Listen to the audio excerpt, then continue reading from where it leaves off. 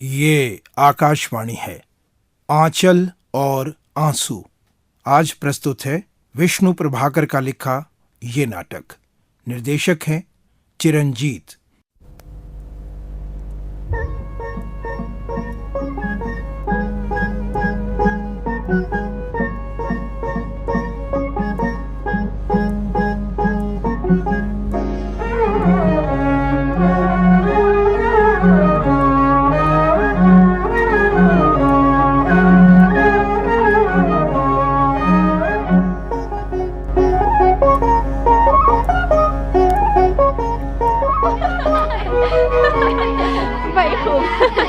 तो सुशीला, फिर क्या हुआ? अभी बताती हूँ। ईला, उल्लास बेटे, तुम लोग दूसरे कमरे में जाकर खेलो। आंटी क्या कहेंगी? अच्छा मम्मी, हम दूसरे कमरे में जाकर खेलें। जाओ, शाबाश।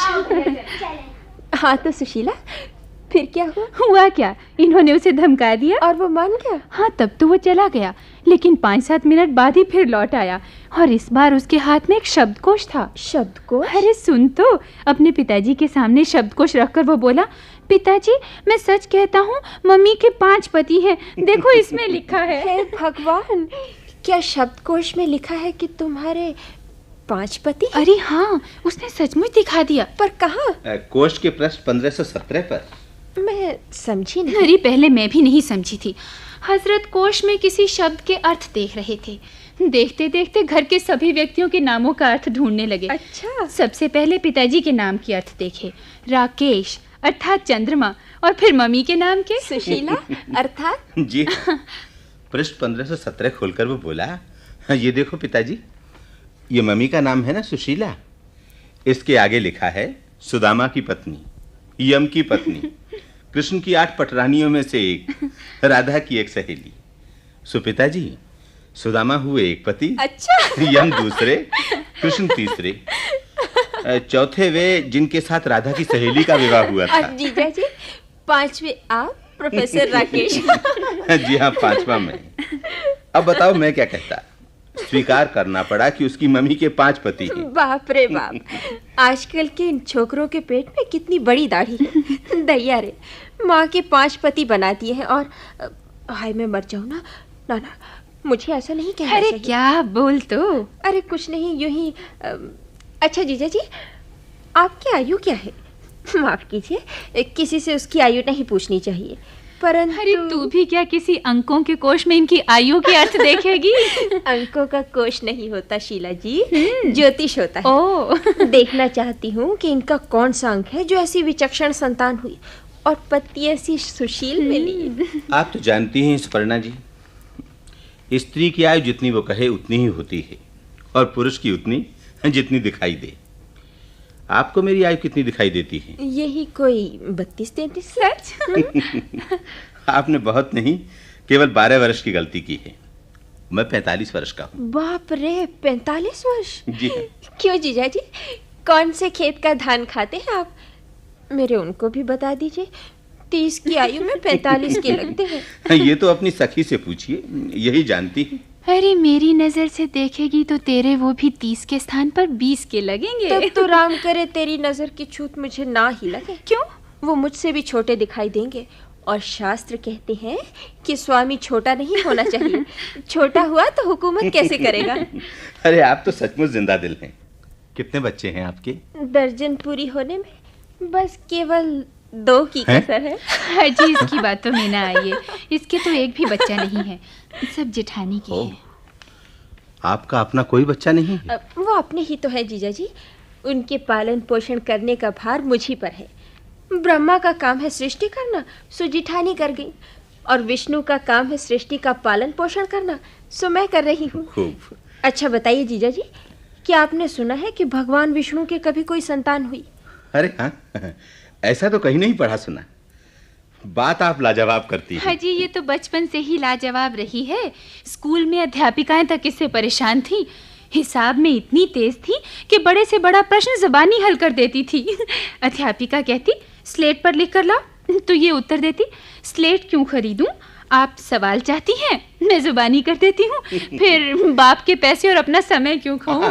तर्क तो अकाट्य है। लेकिन जीजा जी, स्कूल में तो तर्क नहीं चलता, इतनी छड़ी खाई है कि याद करके आज भी देह में दर्द होने लगता है। यही तो दुर्भाग्य है। बात हम करते हैं और उसका अर्थ लगाते हैं दूसरे। मजा यह है कि दुनिया में दूसरों के दिए हुए अर्थ ही चलते हैं। अरे, शाम की क्लासों का समय हो गया। सुपर्णा जी, आज आपसे बातें करके मजा आ गया। अच्छा शीला, मैं तो चलूं। अच्छा। और आप तो मेरे आने तक रुकेंगी नहीं, लेकिन कभी कभी आते रहिए हैं। कोई बुलाने वाला हो तो सर की बुलाऊं, पर वो बानर सेना देर तक अकेली नहीं छोड़ी जा सकती। वैसे भी कहते हैं कि घर गृहस्थी में छुट्टी काम से बुरी होती है। क्या बात कही है। आप तो सचमुच जो बात कहती हैं लाजवाब कहती हैं। अच्छा, नमस्कार। नमस्कार। क्यों ऋषि, स्कूल में तो तू निरी बचिया थी, अब ये कैसा वशीकरण साधा है कि सौत के बच्चों को ऐसा बना लिया जैसे पेट के हो, और इस दुहेजू पति को तो भौरा ही बना डाला। अरे सब दुहेजू पति भौरे ही होते हैं, लेकिन केवल गुनगुनाने वाले। अच्छा। पर तू अपनी कह, तूने तो इनको भी मुक्त कर लिया हैरी। तेरे प्रेम और साहस की कैसी। अरे कैसा प्रेम और कैसा साहस। गीदड़ गिर पड़ा झेरे में, हाँ? वही विश्राम अरे, से। ये कैसी भाषा बोलने लगी तू? और हाँ, मैं ये पूछना तो भूल ही गई थी कि तू हंसती तो इतना है, पर तेरी आंखों के नीचे ये काले छल्ले कैसे पड़ गए हैं? अभी तो पूरी 25 की भी नहीं हुई। गोद नहीं भरी क्या, इसलिए? अपना अपना भाग्य है शील, निरिबाज। सच? किसी को दिखाया? अरे ये पूछ किसको नहीं दिखाया। मेरे बारे में सब एक मत है। मैं जन्म भर प्यासी ही रहूंगी शील, प्यासी ही मरूंगी। सच कहती हूँ, इस घाव को छुपाने के लिए ही इतना हंसती हूँ। नहीं तो ये बानर से ना बना मेरे बस की नहीं है। सो तो है ही। पर खैर, जिस प्यास का कोई इलाज नहीं, उसकी चर्चा है क्या। हाँ, तेरा साहस धन्य है। क्षण भर को जब अंदर गई थी तो जीजा जी तेरी तारीफ करते नहीं आगाते थे। कहते थे, सुशीला मेरे अंधकार पूर्ण जीवन की ज्योति है, मेरे घर का उजाला है। सौत की संतान को अपने पेट की संतान से बढ़कर प्रेम करती है। इसमें क्या है सुपर्णा? बच्चे प्रेम और सहानुभूति के भूखे होते हैं। उन्हें प्रेम मिल जाता है तो घर में धूप खिल ही उठती है। लेकिन मैं घर की नहीं, मन की धूप की बात करती हूँ। वो तभी खिलती है जब अपने रक्त का परस मिलता है। सुशी, मेरी आंखों के छल्ले तो तूने देख लिए, लेकिन तेरी कनपट्टी पर अभी से ये सफेदी कैसे चमकने लगी? 5 वर्ष हो गए हैं, लेकिन तेरे क्या अभी तक कहीं तू भी? कुछ पता नहीं सुपन, वैसे तो सब ठीक ही लगता है। जीजा जी कभी कुछ नहीं कहते? ना, इस बारे में कभी कुछ नहीं कहते। ये उनका प्यार तो तूने देख ही लिया है। सच? बहुत प्यार करते हैं। हाँ, बहुत प्यार करते हैं। कभी कभी तो ऐसे करते हैं कि लेकिन जब इस बात का जिक्र करती हूँ तो एकदम टाल जाते हैं। किसी को दिखाया था? हाँ, एक दाई को दिखाया था, उसने तो सब ठीक ही बताया। अरे दाई भाई नहीं, मैटरनिटी हॉस्पिटल में जाकर लेडी डॉक्टर को दिखा। गई थी, अब फिर जाऊंगी। हमारे एक परिचित डॉक्टर हैं, घर जैसे हैं, उनसे भी पूछूंगी। हाँ हाँ, पूछना। इस बारे में ढील करना ठीक नहीं शील। ये प्यास बड़ी भयंकर होती है। अच्छा तो शील, अब चलो, बहुत देर हो गई। जाएगी? अच्छा, पर जल्दी ही आई हो। आऊंगी क्यों नहीं, लेकिन इस बार तेरी बारी है। और हाँ, डॉक्टर जो कहे मुझे बताना। जरूर बताऊंगी।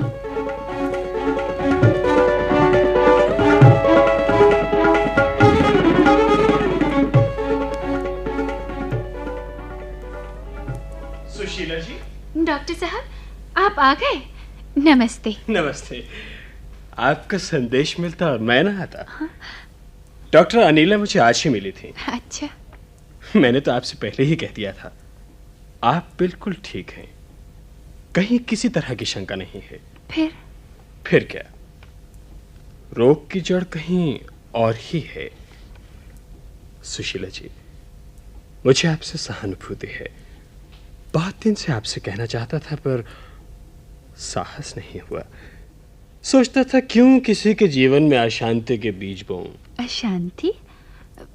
ये आप क्या कह रहे हैं? आप सुनेंगे? क्यों नहीं, रोग कहीं भी क्यों ना हो, दूर होना ही चाहिए।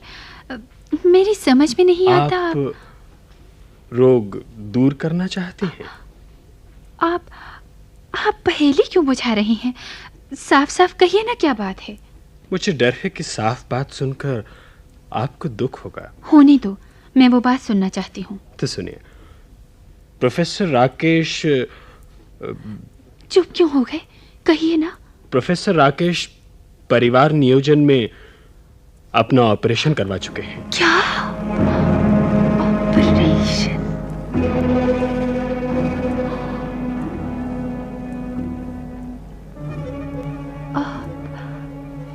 आप क्या कह रहे हैं डॉक्टर साहब? वही जो वास्तविकता है और सत्य भी। नहीं, ये नहीं हो सकता। यही है। ये नहीं हो सकता। सिविल हॉस्पिटल के डॉक्टर गुजराल ने स्वयं मुझे बताया था। तो मेरा डर सच निकला। जी हाँ, प्रोफेसर नहीं चाहते थे कि उनके और संतान हो, घर में कलह मचे और उनके ये मातृहीन बच्चे अनाथों की तरह रुलते फिरें। जी हाँ, क्या कहा आपने? मुझे बहुत खेद है सुशीला देवी। प्रोफेसर साहब ने अपनी और अपने बच्चों की चिंता तो की, लेकिन आपकी भावना की चिंता नहीं की। उन्होंने आपकी कामनाओं को कुचल दिया, आपके अरमानों को धूल में मिला दिया। वो भूल गए कि नारी एक पहेली है और उस पहेली का एकमात्र हल है संतान। वो भूल गए कि मातृत्व नारी जीवन की चरम परिणति है। वो भूल गए कि हर युग, हर देश और हर काल की नारी मां बनना चाहती रही है और चाहती रहेगी काश उसका एक बच्चा हो जिसे वो लोरी गा के सुला सके। जी नहीं, ये बात नहीं है, ये बात नहीं है। उन्होंने ठीक ही सोचा है, ठीक ही किया है। कोई बात नहीं डॉक्टर साहब, कोई बात नहीं। मुझे उस रहस्य का पता लग गया है, इतना ही काफी है। मैं आपकी कृतज्ञ हूँ। मुझे खेद है, मैंने आपको दुख पहुंचाया, लेकिन आपको आगाह कर देना मेरा फर्ज था। अब देखिए ना, इस बात को कब तक छिपाया जा सकता था? आपका पूरा जीवन आपके सामने पड़ा है। प्रोफेसर राकेश को स्वयं। नहीं, मुझे कोई दुख नहीं। आप उनसे इस बारे में कुछ न कहिए, मैं भी नहीं कहूंगी। आप बहुत उदार हैं, पर यह आपके जीवन का प्रश्न है। सोच लीजिएगा। और सुशीला जी, मैं आपको ये विश्वास दिलाना चाहता हूं कि मैं आपके साथ हूं। यदि मैं आपके लिए काम आ सका, आपके लिए कुछ भी कर सका, तो कृतार्थ हो जाऊंगा। मुझे अपना ही समझिए। डॉक्टर, क्षमा कीजिए, आपकी आभारी हूँ। नमस्कार। नमस्कार।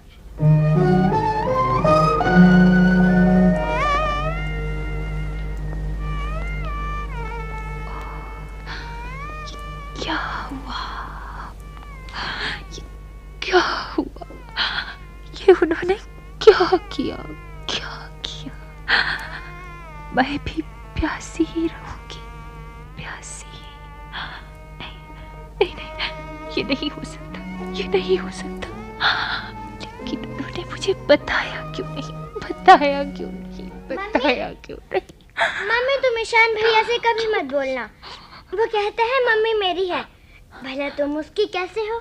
तुम तो मेरी हो ना। बाहर जाओ लास, बाहर जाओ। मम्मी मैं कहती हूँ बाहर जाओ, यहाँ से निकलो, यहाँ से निकलो। मम्मी, मैं नहीं जाऊंगा। मैं तुम्हारे पास बैठूंगा। तुम मेरी मम्मी हो ना। ओह, नाक में दम कर दिया है तुमने। अच्छा बाबा, चुप हो जा। मैं कहती हूँ चुप हो जा, चुप हो जा।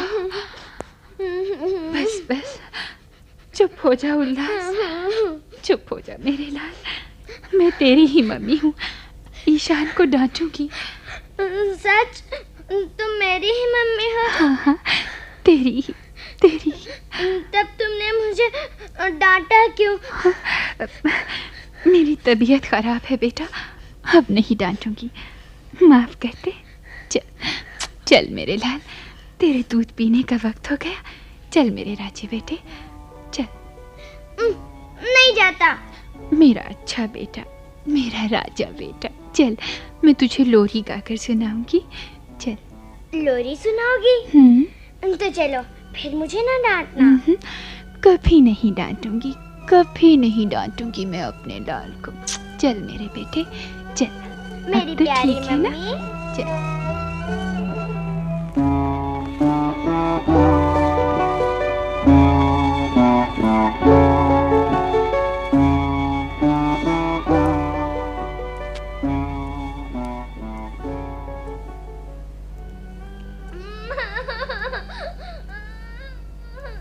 ना ना, रोते नहीं है, तू तो राजा भैया है ना, पिताजी अब आते ही होंगे, आज वो तेरे लिए खिलौने लाएंगे। अभी लाएंगे? हाँ, अभी। अच्छा, तो मैं नहीं रोऊंगा। पर जीजी, मम्मी अब हमें क्यों डांटने लगी? पहले तो नहीं डांटती थी। अभी नहीं डांटेंगी, उनकी तबीयत खराब है और तू हर वक्त उन्हें परेशान करता रहता है। मैं तो पहले भी करता था। मम्मी कभी गुस्सा नहीं होती थी, बहुत प्यार करती थी, बुखार में भी पास सुलाती थी। अब क्यों नहीं करती? अब भी करेंगी, पर तू कुछ दिन मेरे पास सोया कर, फिर देख मम्मी तुझे ढूंढती फिरेंगी। नहीं नहीं, मैं तेरे पास ही सोऊंगा, मैं तो मम्मी के पास ही सोऊंगा। अच्छा भाई अच्छा, तू तो बहुत जिद्दी है, पर तू जानता नहीं ये हमारी असली मम्मी नहीं है। नहीं नहीं, मेरी मम्मी यही है, वो तेरी होंगी। अच्छा बाबा, वो मेरी ही थी, जा इनके पास, ऐसी डांटेंगी। नहीं नहीं, मैं मम्मी के पास ही जाऊंगा। क्या बात है उल्लास, किसके पास जाओगे बेटा? मम्मी के पास। पिताजी, मम्मी बहुत बुरी हो गई हैं, हमें डांटती हैं, तुम उनसे ना बोलना, उन्हें मारना। ना बेटा, ऐसा नहीं कहते, उनकी तबीयत खराब है ना, इसी से गुस्सा आ जाता है। तो तुम डॉक्टर को क्यों नहीं बुलाते? चलो पिताजी, हम डॉक्टर को बुलाकर लाते हैं। पगला कहीं का, पिताजी को खाना तो खा लेने दे, जरा देख तो मम्मी क्या कर रही हैं। अच्छा। हिला, क्या तुम्हारी मम्मी बहुत नाराज हैं? पिताजी। बोल बेटी, बोल। आप तुम्हें बहुत गुस्सा करती हैं, कभी कभी तो ये नौबत आ गई। तू यहाँ बैठी क्या कर रही है? ये नहीं होता कि कुछ काम कर ले, उल्लास को और भेज दिया मुझे परेशान करने।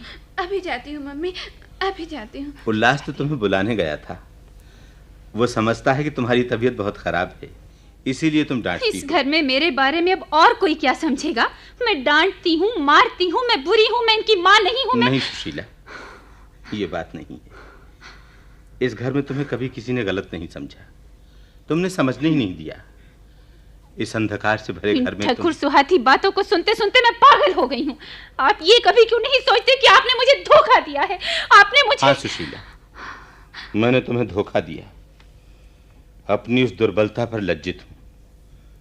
बैठ जाओ, आज तुमसे आखिरी बार 2 बातें कर लेना चाहता हूं। लेकिन मैं नहीं चाहती, मैं अब एक शब्द भी नहीं सुनना चाहती। सुशीला, मुझे फुर्सत नहीं है, काम बीच में पड़ा है। काम भी हो जाएगा, बैठो, बैठ जाओ सुशीला। मैंने तुम्हारे साथ कभी भी कोई अच्छा व्यवहार किया हो तो? अच्छा, बैठ गई, कहो। मैं मानता हूं कि मेरा अपराध है, विवाह से पहले ही मुझे तुमसे कह देना चाहिए था। फिर कहा क्यों नहीं? क्योंकि मुझे और मेरे बच्चों को तुम्हारी जरूरत थी। जरूरत? हर आदमी अपने पाप को जरूरत की ओट में छिपाना चाहता है। कुछ भी कह लो, मुझे तुम्हारी जरूरत थी और तुमने वह जरूरत पूरी की। शीला, अगर तुम्हारे अपने बच्चे होते तो तुम इन्हें माँ का प्यार नहीं दे सकती थी। कोई भी माँ अपने बच्चे के सामने किसी दूसरे के बच्चे को प्यार नहीं कर सकती, कभी भी नहीं कर सकती। तुमने ये सब तो सोचा, पर ये नहीं सोचा कि मैं भी नारी हूँ, कि हर नारी के दिल में एक चाह होती है, लोरी गाने की चाह, माँ बनने की चाह। मैं गरीब की बेटी थी, मेरा सधवा हो जाना ही तुमने जरूरी समझा। जैसे कभी बंगाल में कुलीन परिवार की गरीब लड़कियों के विवाह किसी कुलीन मुर्दे से कर दिए जाते थे। हाँ, मुर्दे से, जिससे कि वो एक बार मांग में सिंदूर भरकर कवारापन मिटा सके, माँ बाप को कन्यादान का पुण्य दे सके, और फिर चाहे जन्म भर विधवा रहकर तड़पती रहे। मुझसे तो वो भी अच्छी थी, क्योंकि वो विधवा तो होती थी, पर मैं तो सधवा होकर भी, पति को हृदय की समस्त शक्ति से प्यार करके भी। तुमने मेरी जिंदगी बदली, मेरे भविष्य को प्यार की रोशनी से भर दिया, पर तुमने ये नहीं सोचा कि तुम्हारे बच्चे की माँ बनने का भी मेरा अधिकार था। आया नहीं माँ जो पीड़ा को प्यार में बदल देती है। सुशीला, मैं सब कुछ जानता था, सब कुछ जानता था, लेकिन मैं तुम्हें कैसे समझाऊं?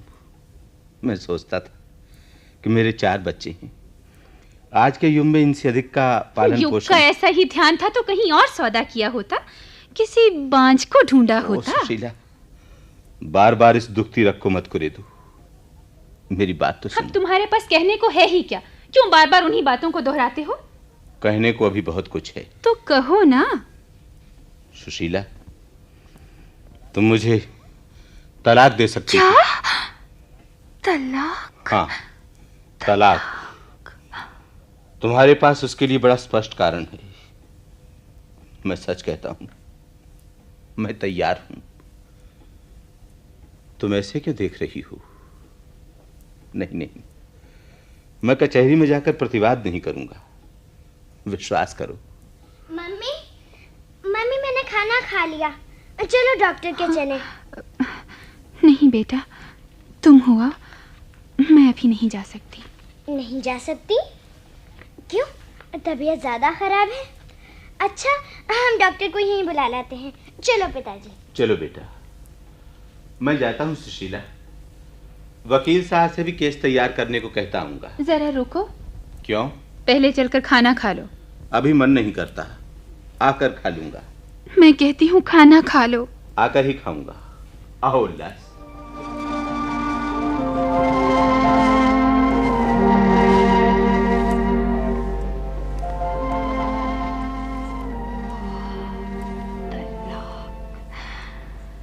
क्या अपनी प्यास बुझाने के लिए तलाक लेना ही पड़ेगा? काश ये प्यास न होती, मुझे ये प्यास न होती। नहीं, अपने सुख के लिए उसने मेरे सुख का सहज स्रोत अवरुद्ध कर दिया है। विगत में क्या अनेक नारियां इसी कारण पाप करने को विवश नहीं हुई हैं। मम्मी, रसोई में ईशान भाई। रसोई में आग लगे है तो लगने दो, तुम और ईशान दोनों उसमें। मेरी तबीयत खराब है बेटी, तुम दोनों खाना खा लो। तुम नहीं खाओगी? कहा ना, मेरी तबीयत ठीक नहीं है। मम्मी जाओ बेटी, जाओ, दोनों खा लो। अच्छा मम्मी। अरे लो, तुम यहाँ बैठी हो। सुपर्णा, बाहर में तुम्हारी दूसरी बेटी का नामकरण संस्कार कराई। क्या कराई? अरे नामकरण। अस्मिता कहती थी मौसी मेरा नाम बड़ा खराब है, भैया चिढ़ाते हैं। अस्मिता का मतलब है अहंकार, घमंड। मौसी मेरा नाम बदल दो। फिर क्या, मैंने बदल दिया। मैं हूँ सुपर्णा, उसको बना दिया अपर्णा। अपर्णा अर्थात पार्वती, दुर्गा जिसने बड़े बड़े राक्षसों को मारा।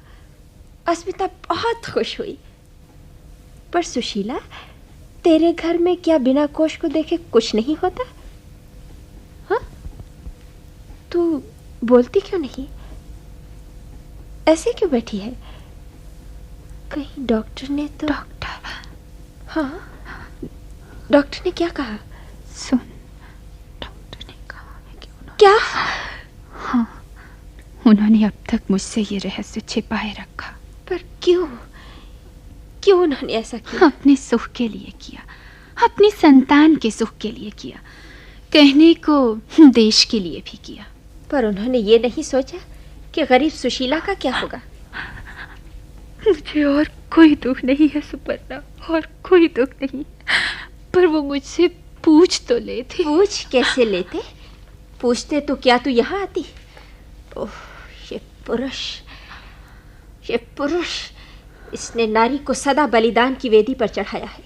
लेकिन अब वो तलाक के लिए तैयार है। तलाक? हाँ, इसीलिए वो वकील के पास गए हैं। सच? समझ में नहीं आता सुपर्णा, मैं क्या करूं? तू ही बता, मैं क्या करूं सुपर्णा, मैं क्या करूं? करना क्या है? तलाक दे दे। हाँ, तुम्हें तलाक देना ही चाहिए। ये नारी के अधिकार का प्रश्न है। प्रोफेसर ने अपने स्वार्थ के लिए नारी का अपमान किया है, मातृत्व को पददलित किया है, कुचला है। उसे दंड मिलना ही चाहिए। ये प्यास बड़ी क्रूर है शीला। ये नारी को पाप करने को विवश कर देती है। तो मैं तलाक दे दूं? देना ही होगा। सारे समाज को पता लग जाना चाहिए कि पुरुष अन्यायी है, दंभी है, विश्वासघाती है। लेकिन इससे मुझे क्या मिलेगा? मैं क्या करूंगी सुपर्णा? करना क्या? फिर से विवाह करें? फिर से विवाह? सपन, मैं फिर से विवाह कर सकती हूँ। सुशीला देवी, मैं आ सकता हूँ? डॉक्टर, आप इस समय? डॉक्टर और मौत के आने का कोई समय नहीं होता। फिर मैं भी आपसे कुछ बातें कर लेना चाहता। क्या बातें? सुपर्णा, तू कहाँ चली? बैठो ना। अभी आई, जरा अस्मिता को देखा। आपकी सखी समझदार है। आप अपनी बात कहिए। मैंने उस दिन कहा था कि मैं आपके लिए कुछ भी कर सकता हूँ। पर डॉक्टर, ऐसी तो कोई भी बात नहीं है। जो है उसको छुपाने से कोई लाभ नहीं सुशीला देवी। प्रोफेसर साहब तलाक के लिए तैयार हैं। मैं समझता हूँ यही एक काम अक्लमंदी का है जो वो करने जा रहे हैं। अब देखिए, आवेश में आकर इनकार न कर दीजिएगा। यह आपका अधिकार है और आपको अपने भविष्य के लिए बिल्कुल चिंता करने की जरूरत नहीं है। मैं डॉक्टर, आप सच कहते हैं। जी हाँ, हर बात को समझाना आसान नहीं होता, फिर भी विश्वास दिला सकता हूँ कि नहीं, ये नहीं हो सकता। डॉक्टर, आप चले जाइए यहाँ से, चले जाइए। नहीं हो सकता। जाने दीजिए उन्हें। पहले क्षण की प्रतिक्रिया सदा प्रतिकूल होती है। डॉक्टर साहब, जाइए नहीं, मम्मी को दौरा पड़ गया है। यानी उन्हें मेरा प्रस्ताव स्वीकार है। चलो।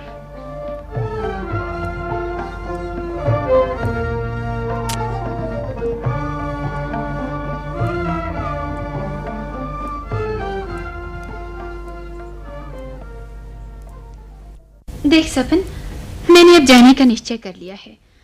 कुछ समय के लिए अलग रहना है, सो डॉक्टर के पास रहेगी। तुम ऐसा क्यों सोचती हो? इसलिए कि वो इस नाटक का प्रमुख अभिनेता है। तो तुम्हारी राय में ऐसा नहीं होना चाहिए था? मैंने ये तो नहीं कहा। फिर ऐसे क्यों पूछती है? क्या मेरी राह गलत है? क्या तूने मुझे इस राह पर चलने की प्रेरणा नहीं दी है? अच्छा बाबा, मैं कुछ नहीं कहती, ले कान पकड़े। तू तो ऐसे चमकती है जैसे तेरी डांट खाकर तो मुझे कोई उपमा ही नहीं सूझती, और तेरी उपमा हो ही क्या सकती है। तू तो अनुपमेय है, अनुपम, अद्भुत, अनोखी। देख, तेरे घर में आकर मुझे भी शब्दकोश याद आ जाता है। और हाँ, अब तो कोश में संशोधन करना होगा। तेरे नाम के आगे छठे पति का बकवास बंद कर। तुझे हो क्या गया है? होता क्या? कुछ गलत कह रही हूँ? जो हम करते हैं तो उससे छिपते क्यों हैं? पुरुष यदि दूसरी तीसरी पत्नी रखकर गर्व से सिर ऊंचा रख सकता है, तो नारी क्यों नहीं दूसरा तीसरा या छठा पति लाकर गर्वित हो सकती है? और हाँ, अब तो तू मुझे भी अपनी ही श्रेणी में समझ। मेरे पतिदेव ने मुझे तलाक दे दिया। क्या? चौंकती क्यों है? ये कोई पाप है?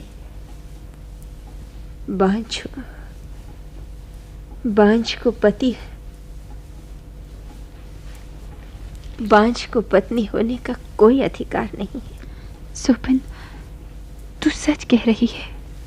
झूठ क्यों कहूंगी? मैंने स्वयं हस्ताक्षर किए हैं। पिछड़े हुए जमाने की तरह अब दो पत्नियां तो रह नहीं सकती, सो हमारा अलग होना अनिवार्य है। तुझे दुख नहीं होता सुपन? जीवन में भावुक होने से काम नहीं चलता शील, और फिर सुख दुख का कोई महत्व नहीं है। महत्व है जीवन को जीने का। लेकिन तेरे घर में तो 10-10 बच्चे हैं। घर के हैं, मेरे और मेरे पति के नहीं। फिर भी उनका क्या होगा? होगा क्या, हो चुका। कुछ खुशकिस्मत थे, रिश्तेदारों ने आपस में बांट लिए। एक को दूर दराज के एक बाबा ले गए, दूसरे को मामा, तीसरा बुआ के पास है, और 3 फिलहाल मैंने ले लिए, सो हो गए 6। शेष पिता के पास अनाथालय जाने की राह देख रहे हैं। और सुन, नई जेठानी आने वाली। नई जेठानी? क्या कहती है सुपन? ये तो ऐसे लगता है जैसे हम आदमी ना होकर भेड़ बकरी हों। कैसी तकियानूसी बात करती है। भेड़ बकरी की क्या जान नहीं होती? होगी, लेकिन तू अब कहाँ रहेगी? विपुला च पृथ्वी। दुनिया में जगह की कमी नहीं है शील। लेकिन सुपन, मुझे न जाने कैसा लग रहा है। जानती हो, मुझसे सहानुभूति पैदा हो रही है, पर यह सहानुभूति मानव की दुर्बलता की प्रतीक है, प्रगति के मार्ग की सबसे बड़ी बाधा है। ना, मुझे न चाहिए किसी की सहानुभूति, न चाहिए किसी का सहारा। मुझे चाहिए विद्रोह ही शक्ति। सुपन, तू अपने को धोखा दे रही है। तेरे अंतर में विषाद भरा पड़ा है। इस तरह अपने को ठगना। अपने को ठगे बगैर सुख कहाँ मिलता है? लेकिन ठगने और धोखा देने में अंतर है। अक्षरों का है, अर्थ का नहीं। तुम्हारे घर में तो कोश बहुत हैं, देख लो। कोश कोश कोश कोश सुपन, दुनिया के काम कोश के अर्थों से नहीं चलते। कानून से चलते हैं, लेकिन कानून भी किताबों में लिखा जाता है। वो भी उन्हीं के पक्ष में है जैसे तेरे पक्ष में है। नहीं है? कह तो। है। तब दुख कैसा, भय और चिंता क्यों? हम इन बातों के अभ्यस्त नहीं है, इसलिए कंपकपी उठती है, छाती धड़कती है, चिंता की सुरंगें मुंह बाएं खड़ी दिखाई देती हैं। पर याद रख शील, हर सुरंग के बाद प्रकाश होता है। मौसी, आपको कोई बुलाने आया है। कहता है एक बच्चा छत से गिर पड़ा है। क्या? मैं जाती हूँ शील, राम मारे 2 मिनट भी चैन नहीं लेती। मैं भी चलती हूँ सुपर्णा। ना, तुम नहीं। सुनो तो सुपर्णा। तो अब सुपर्णा परित्यक्ता है। मेरा मन न जाने कैसा हो रहा है, कैसा। मुझे डर लगता है कहीं मम्मी मुझे खाना दो। मम्मी तुम खड़ी क्यों हो? मुझे खाना दो। खा लिया शैतानों ने। खाना मुझे ही खा लो ना। ना रोते नहीं दे। चल मैं देती हूँ खाना। इला अंदर जाओ। नहीं, मैं अब तुमसे खाना नहीं लूंगा। तुमने मुझे मारा क्यों मारा? अब नहीं मारूंगी उल्लास, अब नहीं मारूंगी। इधर आ मेरे लाल, अब नहीं मारूंगी। तू मुझसे इतना चिपकता क्यों है बेटे? मैं तो अब चली जाऊंगी। मेरी गोद में आजा मेरे बेटे। तुम कहाँ जाओगी? जीजी कहती थी कि हमारी एक और माँ थी, वो मर गई। क्या तुम भी मर जाओगी? मैं भी तुम्हारे साथ। हाय राम, कैसी बातें करता है रे। मरे तेरे दुश्मन। चल खाना खा ले। बच्चों वालों, ए दया धर्म वालों, अनाथ बच्चों की सहायता करो। हमारे अनाथालय को चंदा देकर इन यतीमों की रक्षा करो।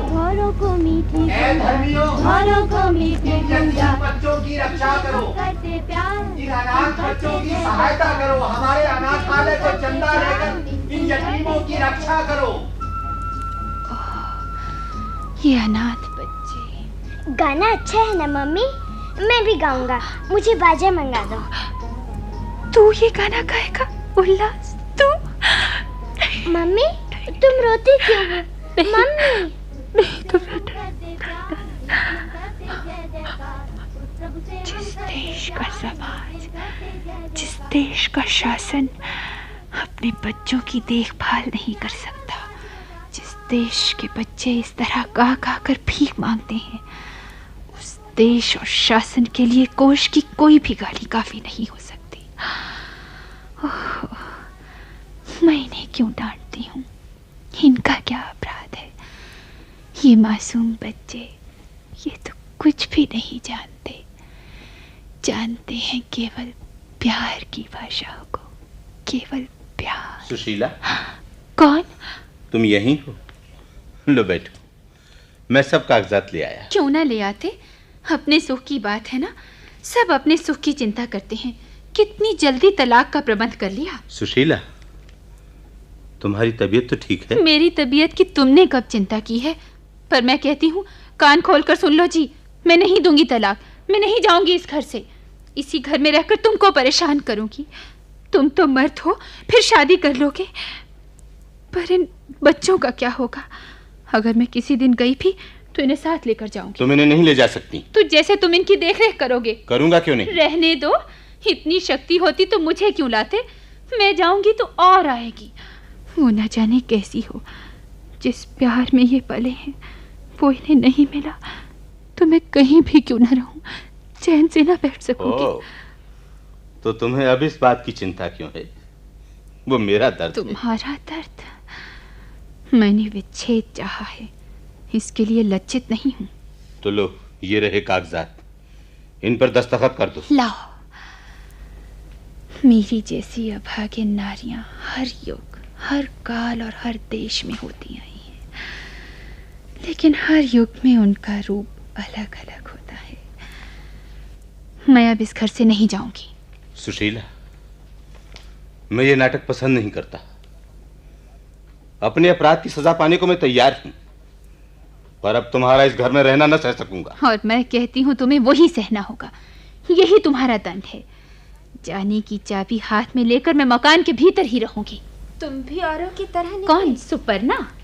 जाने की राह खुलते ही जाने की इच्छा बिल्कुल मर गई। अरे, तूने तो मेरी राह भी बंद कर दी। सोच रही थी कि प्रोफेसर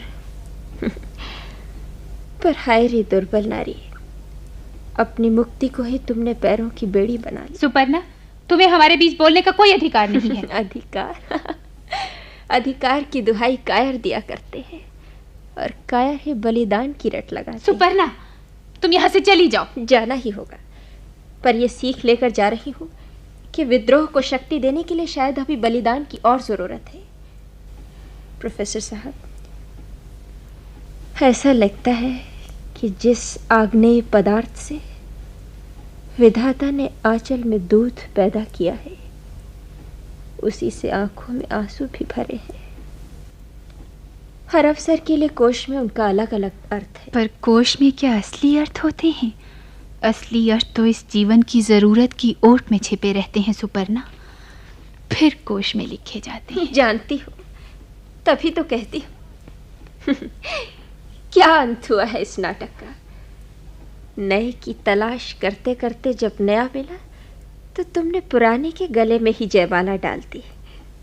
आंसुओं की ही जीत हुई, पर मैं तो चली। नए की खोज अवरुद्ध नहीं हो सकती। सुपर्णा, निरंतर जारी रहनी चाहिए। सुपर्णा देवी, मैं उन बच्चों को लेकर ही आगे बढ़ूंगी। सुनो तो तुम सुपर्णा देवी, सुनो तो। सुनती जाओ सुपर्णा, बच्चों को साथ लेकर आगे बढ़ना ही नयापन है।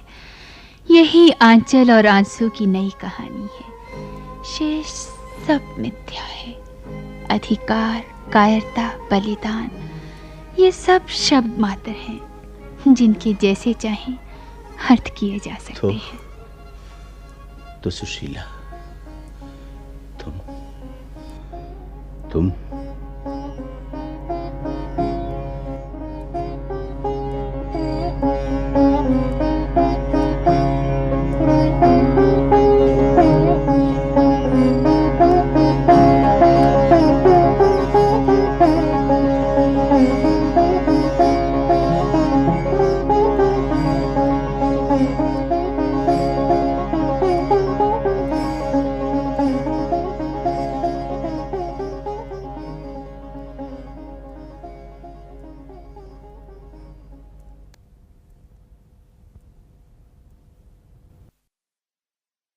आंचल और आंसू। अभी आप विष्णु प्रभाकर का लिखा ये नाटक सुन रहे थे। निर्देशक थे चिरंजीत। इस नाटक की रिकॉर्डिंग हमें आकाशवाणी के ध्वनि अभिलेखागार से प्राप्त हुई।